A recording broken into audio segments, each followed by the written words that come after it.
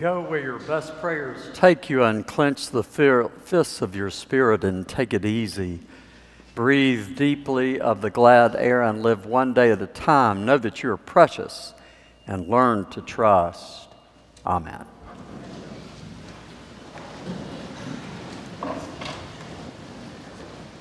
Well, good morning to all of you, especially those who are our guests and visitors. We welcome you this morning to St. John's, and those who are new to the cathedral and the cathedral family. We're glad you're worshiping today. It's good to be back together, isn't it? Maybe a little too loud. We'll get it. After summertime and dog church, as we affectionately call it, and a camp out last weekend, but it's good to see all of you today. I want to remind you that Melissa Dotson is out and about with a camera, and this isn't just to take cameos, but it really is to update our database. We would like to have pictures of every person, and actually we don't have many of you in there, even though we've asked you countless of times, so I'm getting on you. Lois Ross and I, Lois is back there, she doesn't know we're getting our new picture made.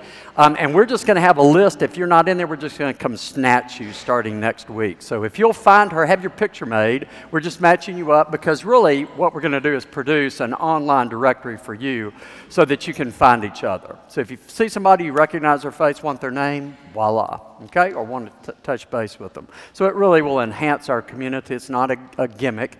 It's a real important tool for us. So help us with it, but we're going to remind you, I promise. We're going to be chasing you. Speaking of pictures, I've got a great story from you. Somebody sent me this some weeks ago, so I've been thinking about it for several weeks. A young woman named Shay Glover, she's a senior in high school, she's 18, had an art project. She's a photographer. And so she came up with a clever idea, really clever idea. She went about with her camera taking pictures of people, and this is what she would do. She would walk up, she would take a picture as she began speaking to them and listen to what she would tell them. I have an art project, she'd tell them her name, I have an art project, and I'm taking pictures of things that I find beautiful. Things that I find beautiful. So she'd take the picture, and guess what? She'd wait a beat, a second beat, and a third beat, and then they would actually hear what she said, and you have the results right here. So the first picture is when she took their picture, and then she would say, "You're beautiful," and then take the next picture. Isn't that wonderful? And without a doubt, almost every person said, "Gosh, best day of my life. I feel better than I've ever felt." Now, the one exception, and somebody threw this in as a meme, you know what a meme is, a little bit of humor. You see General Mattis, don't you? Once a Marine, always a Marine. I ain't smiling for you for nothing. I love it. That's the before and after.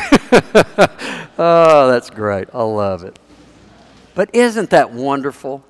Now, interestingly, some people were pretty warm to it, but not everybody. Some people were a little quizzical, a little nonplussed. There were even some people who were almost hostile about it. That would match up with us, too. I bet we would have a range of responses. You see, Shay said, I wasn't really trying to get a reaction. I'm not being cute. She wasn't trying to do that. She went out to take pictures and then thought this thought about what to say. You catch what she was saying. She really means it. She finds every person beautiful, and they got it. Good gracious. All kind of people, all shapes, all sizes, all colors, all genders, all cultures, all beautiful. I wonder how many of us think that we are beautiful in that way, or more deeply put, that we are unique, wonderful, special, attractive, each in our own way. Well, I'll tell you my answer, lots of us do not. So what's all of this about? Why am I talking about that? Well, it intersects exactly with the book of James and the lesson we have today.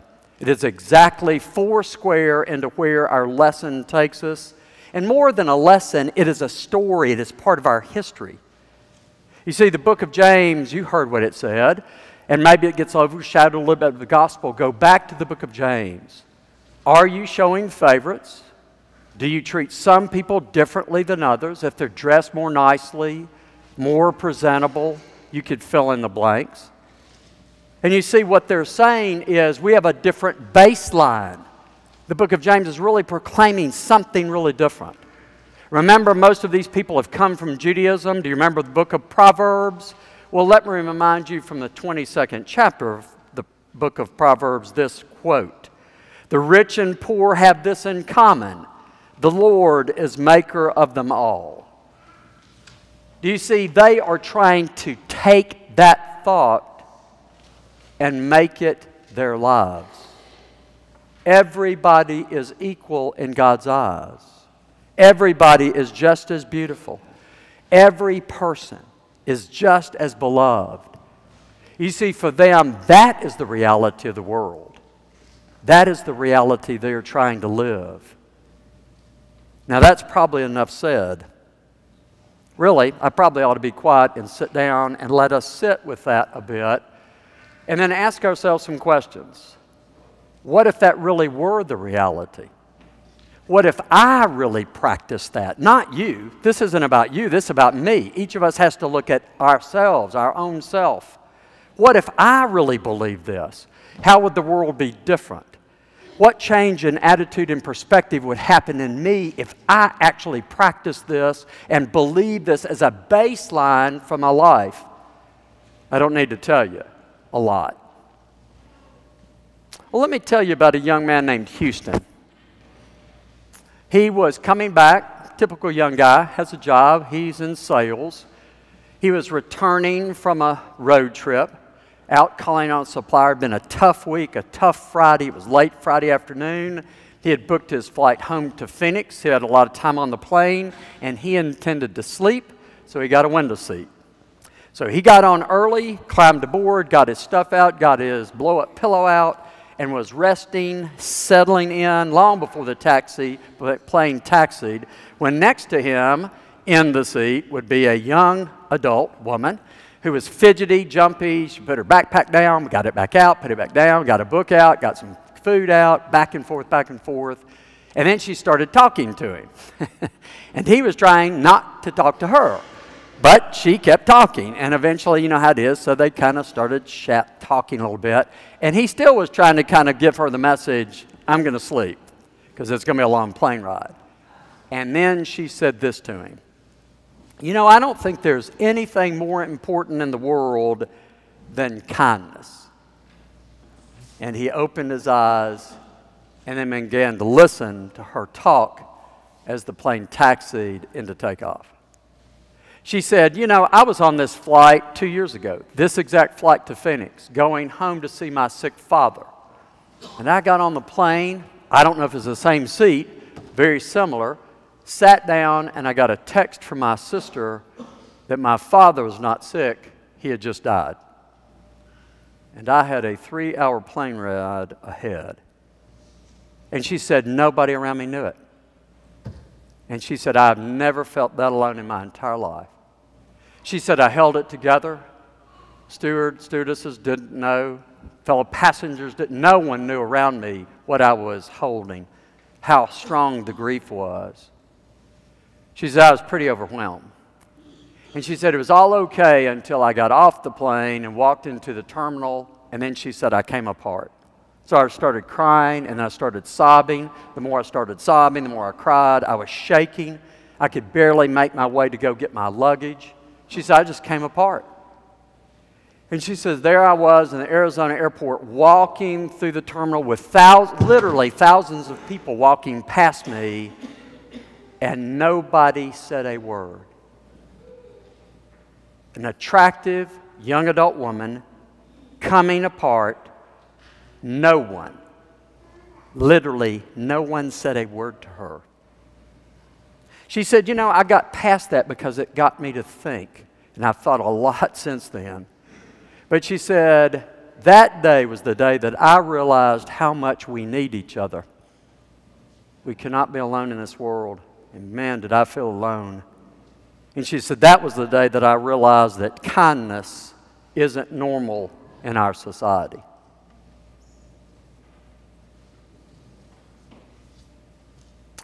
I'm not sure she's right about that.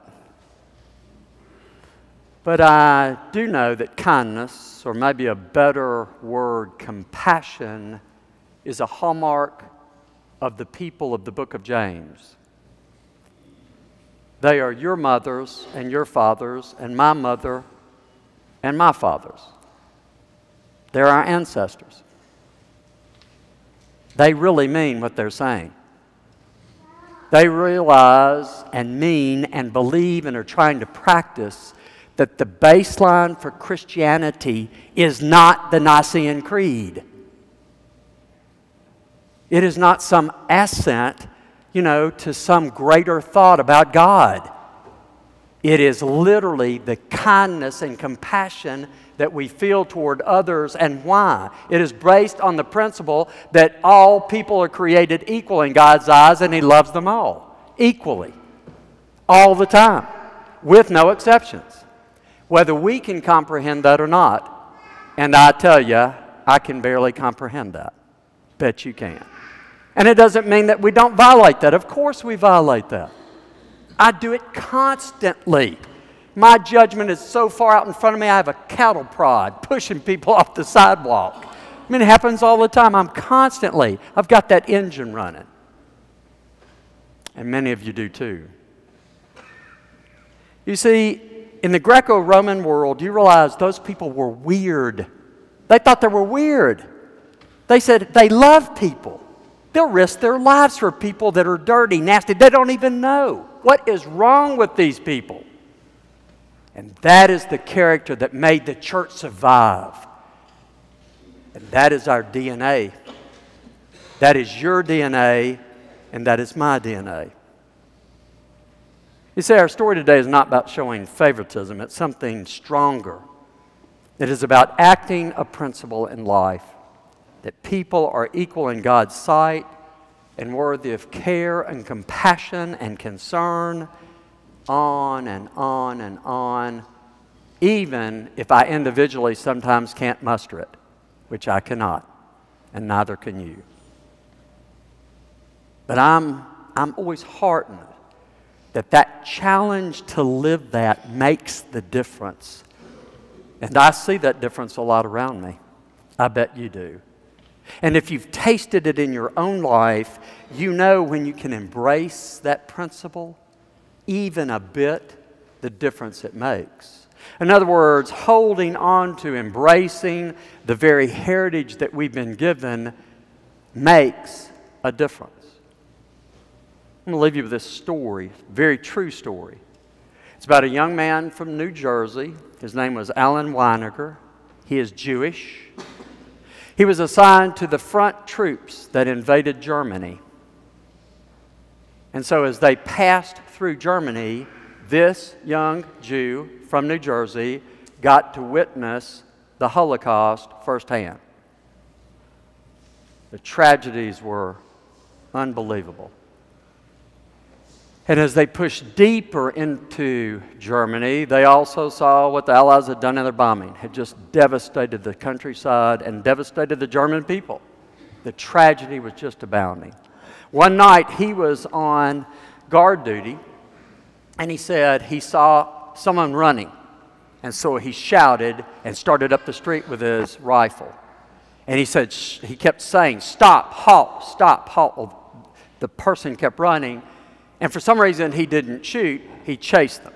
They ran into an abandoned, bombed-out building. And what he found when he got there was not an adult, but a young boy, 9 years old.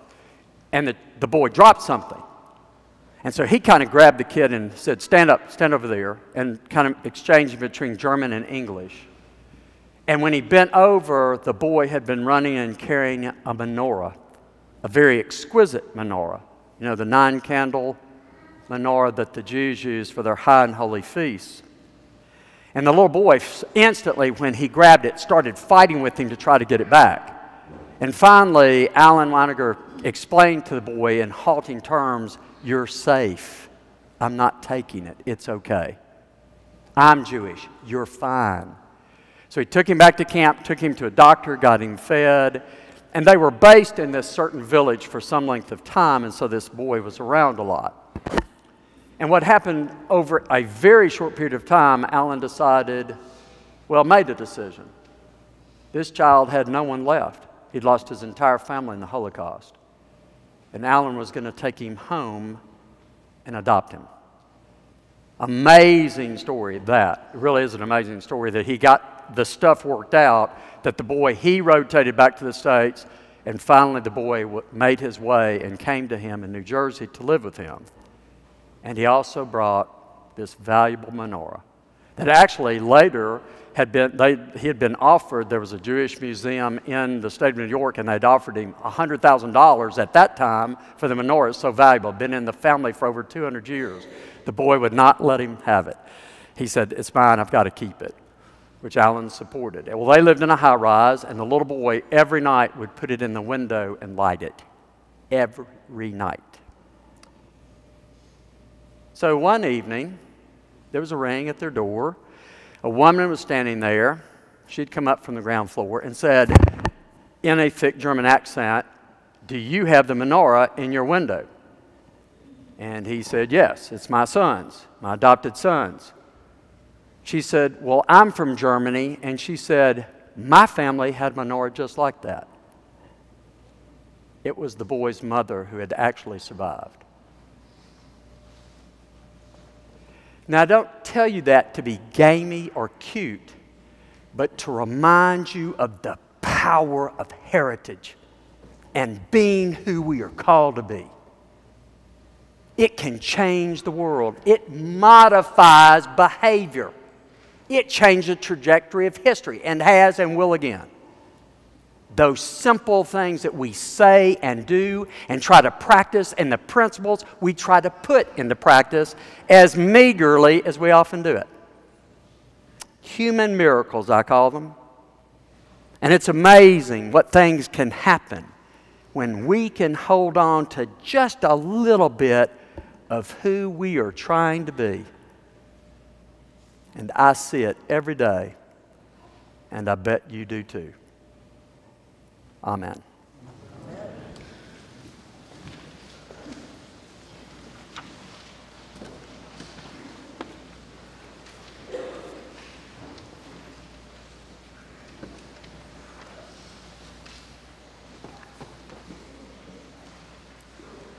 Let us reaffirm our faith using the Nicene Creed, found on page 358.